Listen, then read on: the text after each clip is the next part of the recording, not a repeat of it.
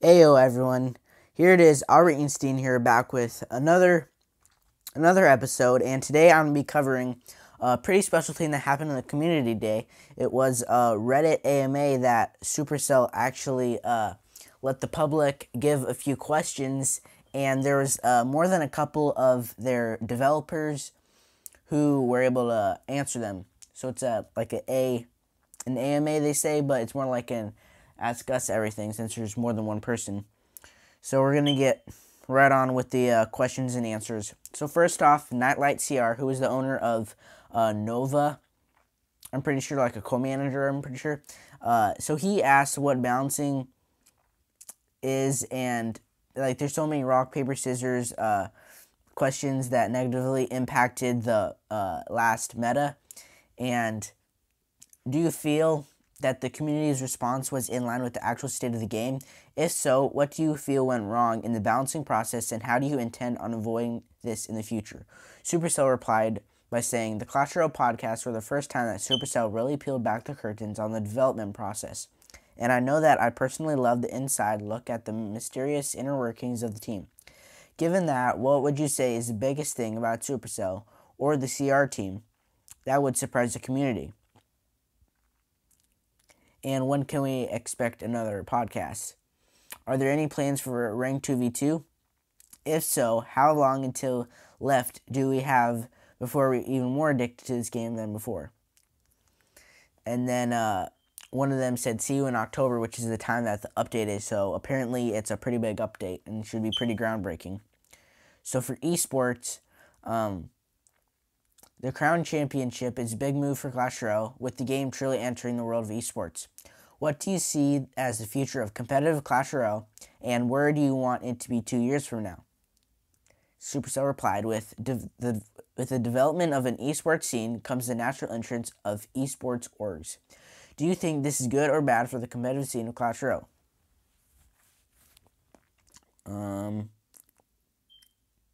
Okay, let's see any more questions. Okay, this is an answer to matchmaking and is it rigged or not. In a nutshell, it is indeed only based on trophies. There is, however, a few special rules in place. Players on a losing streak are in a losing streak pool. While there, you get matched against others in the pool until you win. Then you're back to normal again. Matchmaking is still based on trophies all the time. We have to match together players that we consider abusive trophy droppers so that they don't mess to others' games. We have a few rules for the very top of the ladder where there are less players. This is to improve the quality of the matchmaking there and to mitigate abuse like win trading. Those are the only special rules we have in ladder matchmaking.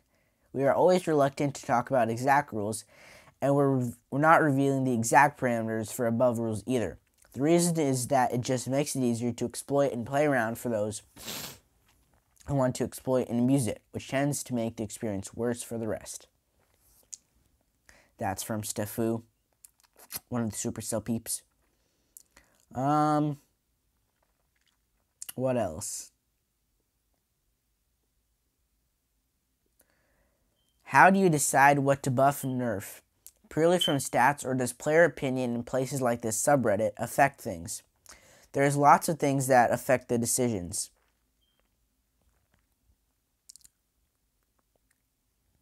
In a nutshell, it is a combination of looking at data, e.g. user rates, win rates, trends for cards, index, and challenges, top tournament players, different arenas, etc. Listening to players, e.g. reading community posts, chatting with top players and influencers, design intuition, what change makes sense, what change steers the meta or the card in a desirable direction, and finally, what's a problem or opportunity with a card that needs nerfing, buffing. There's no strict process to this, and we always learn and adapt to improve the game and the way we do it. Again, from Stefu.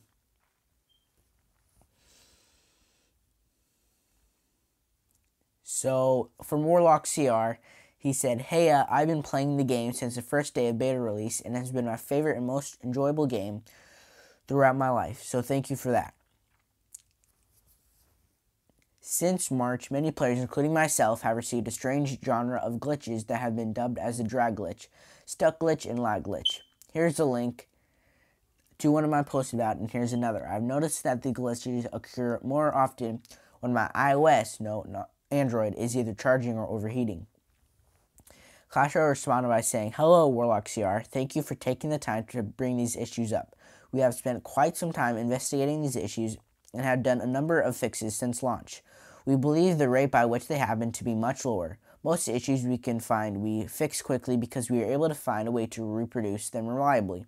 When issues are very rare and difficult to reproduce, it makes fixing them equally as difficult. We continue to investigate these issues with every update. And if you have any ways to help reproduce these, please let us know, as it will help greatly." From Bangs. YRX the 2 asks a question. Will there be an unranked 1v1 mode where you can try out decks with real players instead of the training camp? Also, any plans for daily challenges, quests, missions coming? No plans for an unranked 1v1, replied Clash Royale. We understand, and as players, we feel the ladder stress that comes with 1v1, and we deliberately designed 2v2 to be a nice break from this. We also have more coming in the next update to give more casual alternatives to ranked 1v1. So it sounds like they don't really want 2v2 to be that stressful. They just want it to be mainly for the fun of things. But they have actually planned with a new update mode that's going to be coming out in the next October update. Okay, and Magmuon77 asks, when your team says we must start to work for a new update, which part do you start first?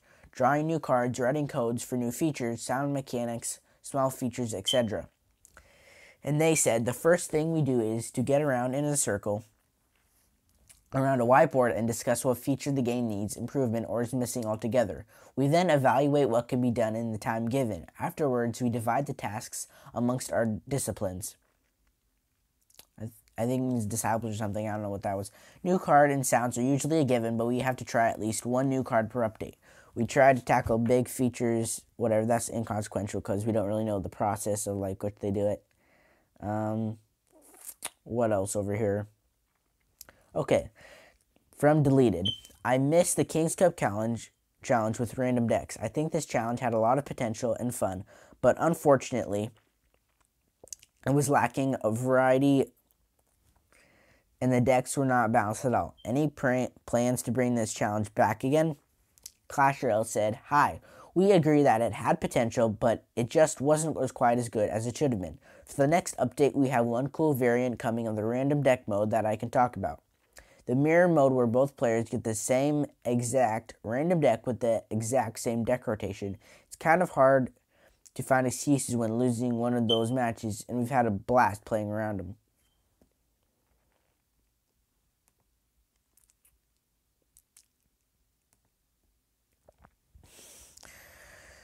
Bear with me, guys. For some reason, the page that I was looking on, like, shut down or something.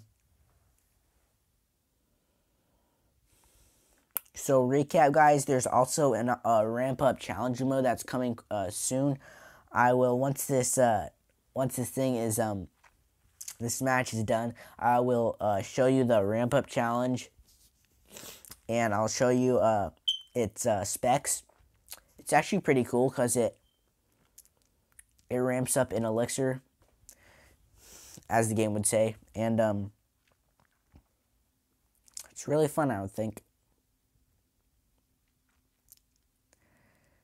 Okay, so Supercell has a summary of the spoilers in the questions that they answered. So they're gonna have a new game mode, which is the mirror mode, which they said, and the ramp up mode, I would say. Quests, so that's gonna be October, which is gonna be great. And they're gonna have a new game mode, I presume. They were talking about like it was a new game mode, but they said something casual.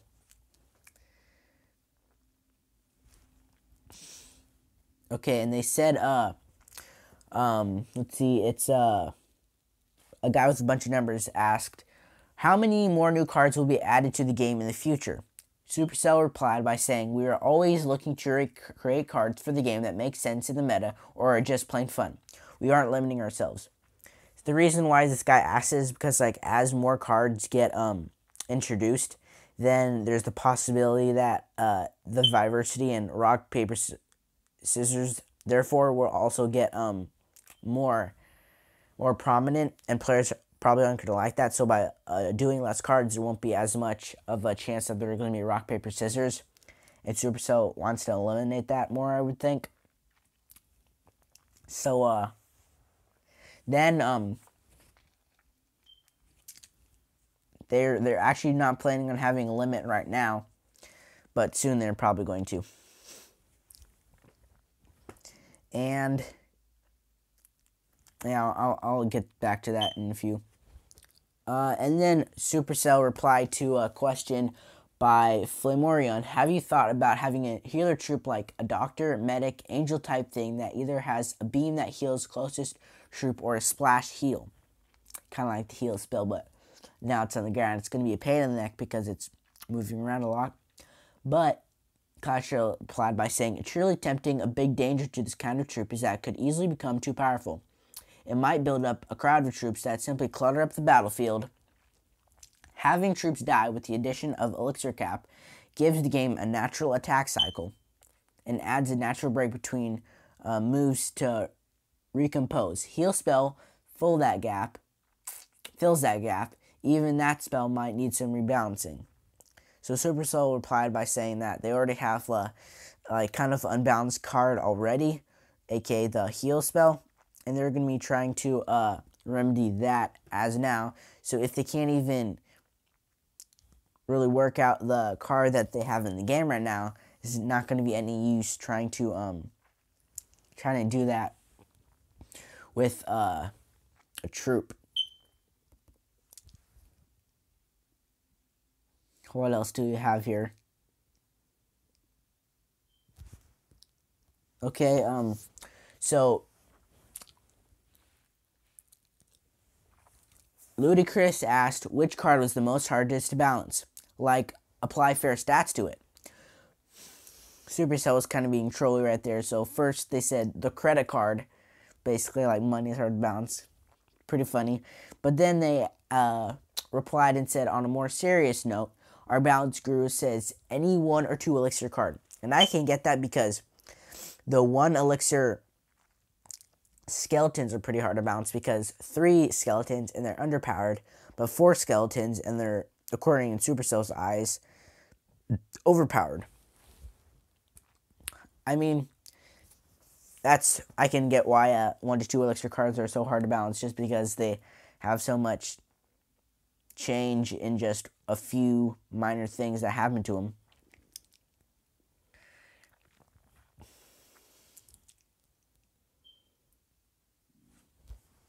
Okay, so to this newly introduced card that I have a gameplay of right now, the Mega Knight. Will you nerf the Mega Knight? If so, when? If not, why? Clashel responds by saying, there is no current plans to nerf or buff the Mega Knight, and we're very reluctant in general to do changes to a card too soon after its release. Reading comments in the community and comments from top players and influencers, there is a lot of controversy around whether it is too overpowered or even underpowered. Data shows it's useful, which is a good thing, but it's been less than a week, so it's way too early to start balancing it right now. One thing to note is that it's currently only used by players who manage to get it in the challenge, which means players with above average skill.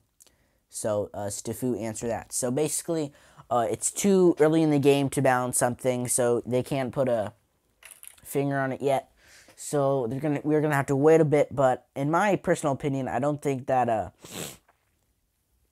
Mega Knight is too strong, because for new players, it's kind of like Sparky. It's pretty hard to handle. But if you just have the right counters like P.E.K.K.A, which crushes it, it's going to be way easy to counter it. Not way easy, but you'll be able to counter it, definitely. So that sums it up for this AMA recap. If you guys liked the video, remember to comment on it. And then if you haven't already, remember to pop that subscribe button, because what we do over here in Sweet Stripe is pretty lit. Nothing else to say, so see you in the next one. Tell me pretty lies, look me in the face, tell me that you love